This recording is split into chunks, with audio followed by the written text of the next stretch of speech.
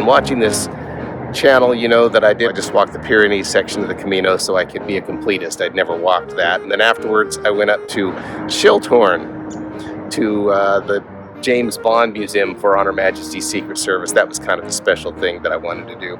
Now on my flight back from Switzerland back to America, my wife sent me a text and said, I think you should go to Japan and walk the Kumano Kodo, which is the Japanese sister Camino to the Camino de Santiago.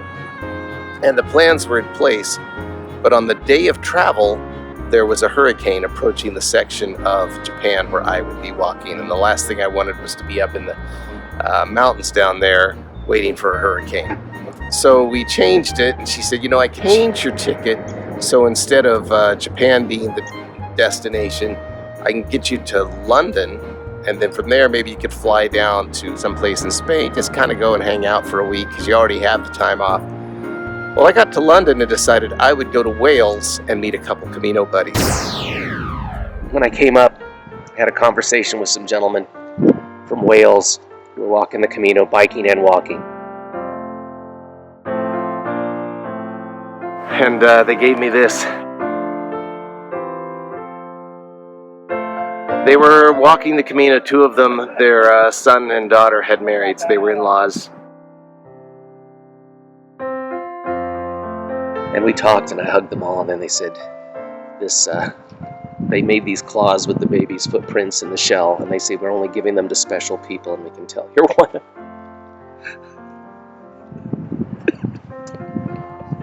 them. Sorry, shutting it off. So I wore baby Wilbur's neckerchief for the rest of the day. And although this section of the Camino was one of the hardest, I had more energy and more enthusiasm than I had ever had any other time on the Camino.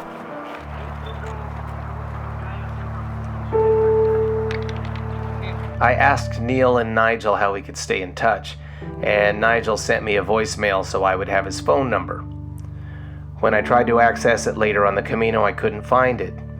It was only a week after I returned to the States from the Camino that the message finally showed up. This Nigel on the Camino, Nigel Jones and Neil Hotel at the Iron Cross, Cruz de Ferro. All the best, guys. When I started uploading these videos, I sent links to the friends I had made during my walk. After the day one video, Neil wrote back the following words. It's strange to think that out of your 40-day Camino, we probably spent no more than about 30 minutes together, but what a half an hour. I believe the Camino is the only place on Earth which is capable of forging such a strong bond between strangers so quickly.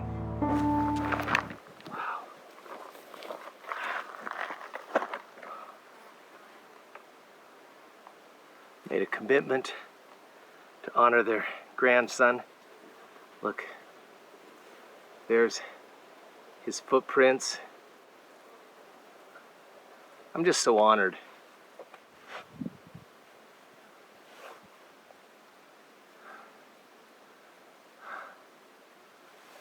That's pretty special. I thought, you know, I'm going to be in London. Why don't I just catch a train to Cardiff and say hi to these guys? I'll have a cup of coffee. Well, I had so much fun in Cardiff, I ended up booking lodging and staying for the week. This is one of the gifts that happens just by walking the Camino.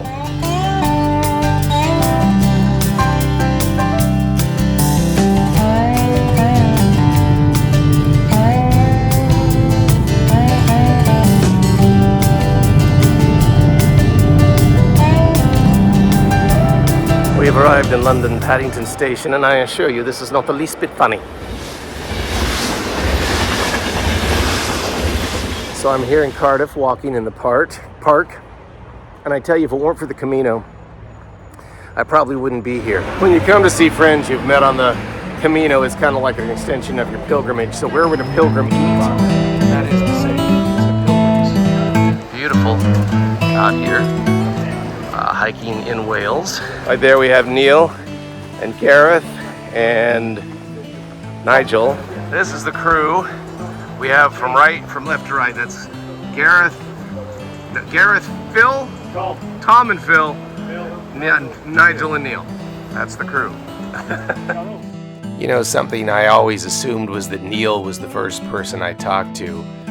If you look here at my video approaching the cross, there's the group of guys. And the guy to the left was actually Gareth. He's the first person I spoke with.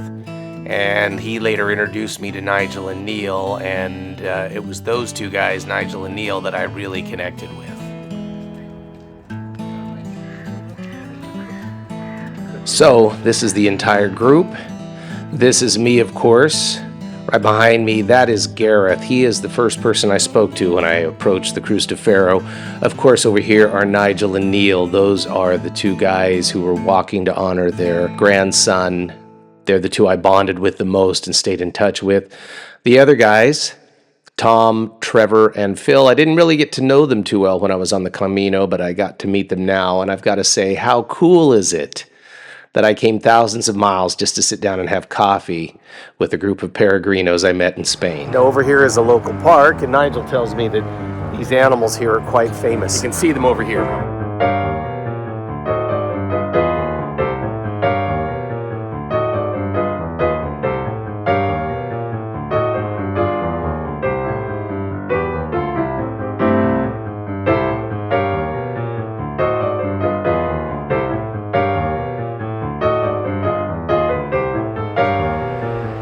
Municipality Stadium where the rugby is played. Getting ready to go in.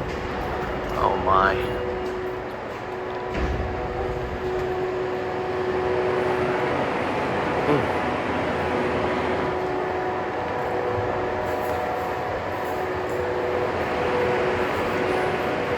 How much for a private suite?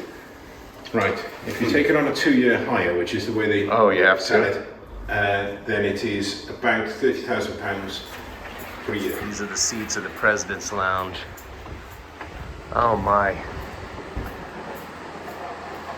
These are the best seats, yeah. 50. Both literally and metaphorically. Hand-stitched leather seats. Taking a seat. Oh yeah, you can feel the difference. Dave Grohl was right there. Taylor Swift was also right there. Well, locker room here at Municipality Stadium, where the Welsh rugby team plays, but a lot of famous musical acts have been here. Bono,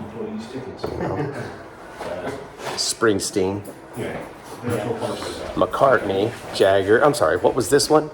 Gravedigger.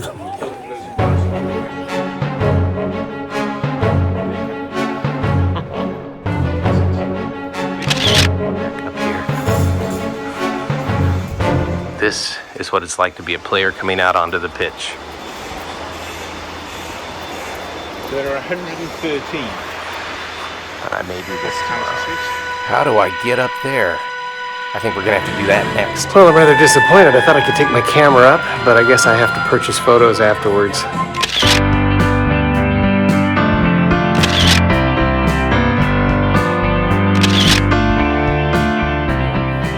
Right up here on this little crow's nest on these masts.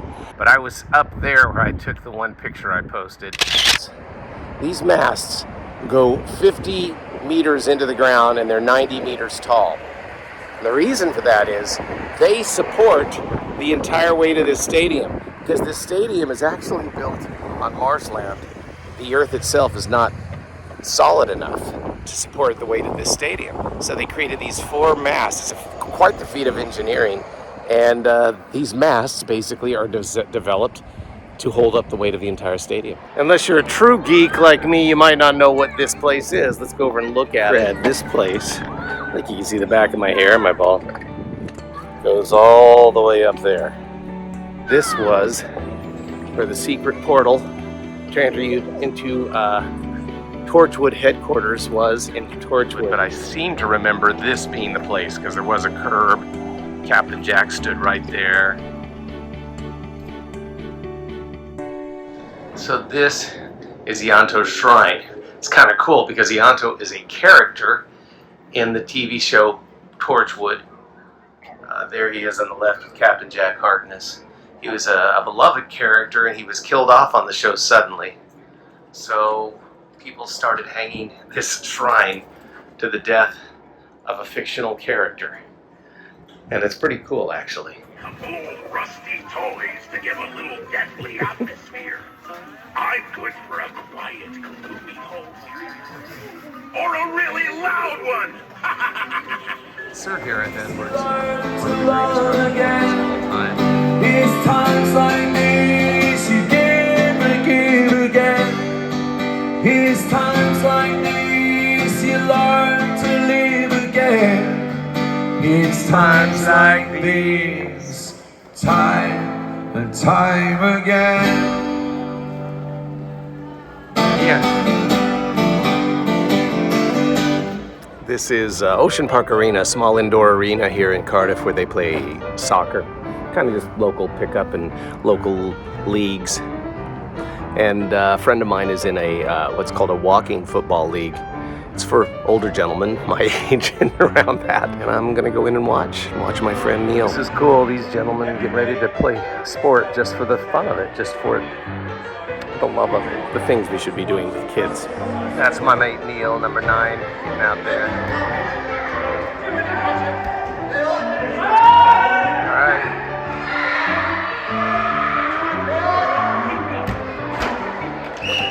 What's this up here? This is cool.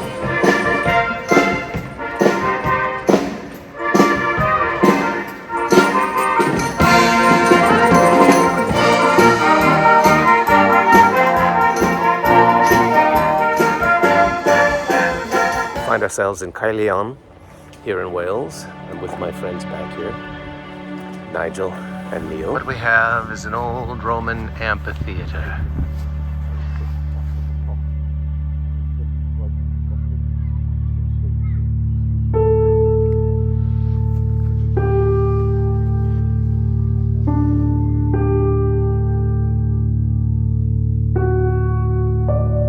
This is Castle Cardiff.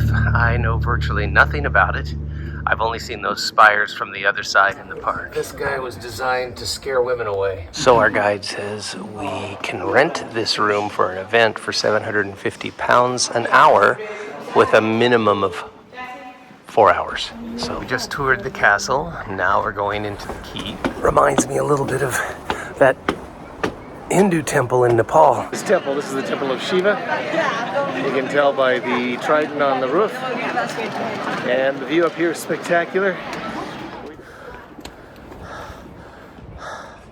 We're at the castle keep here. So we are about to climb up there to Gofalgrasasiath, which means caution steep steps. You can see the rugby stadium beyond. And isn't that just like an American dressing in rugby gear for a football match? My goodness, this is amazing. Watching a Cardiff City game against Norwich. This is my friend Neil, and we are watching a Cardiff City match today. Cardiff City Norwich.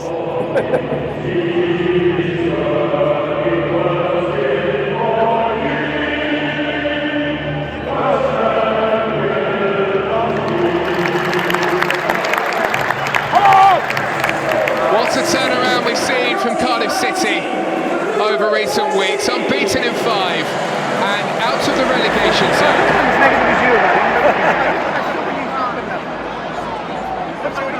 Well, Cardiff's home form has certainly been on the rise. They've won the last 3 at home. Well, the pass sent towards Colwell. Nice interception. Ball has signs! Unbelievable again! Skillfully done. Skips clear here, O'Dowda, and now Robinson!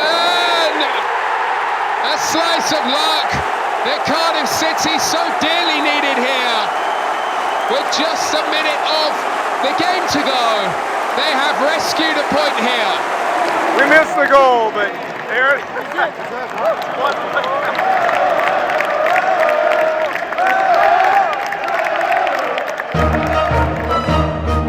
Now Robinson blocked. O'Dowda!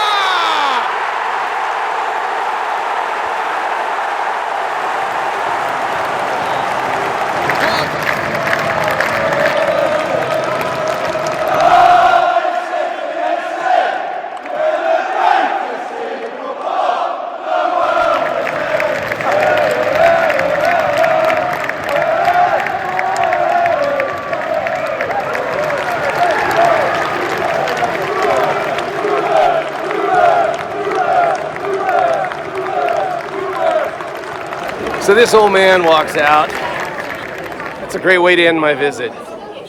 And I think this is the park to Cardiff Central. Yes, that's the side. Going the other way. Get that thumb out of it. Pardon the interruption. The 5:19 is canceled. Have to wait for the 5:49 to get back downtown. Unless I wanted to walk. Our sitting center's right over there. This is Queen Street, where a lot of the goods and services are. And I like that it's a nice crowd, but it's not crazy. It's kind of gentle, and I'm kind of old looking.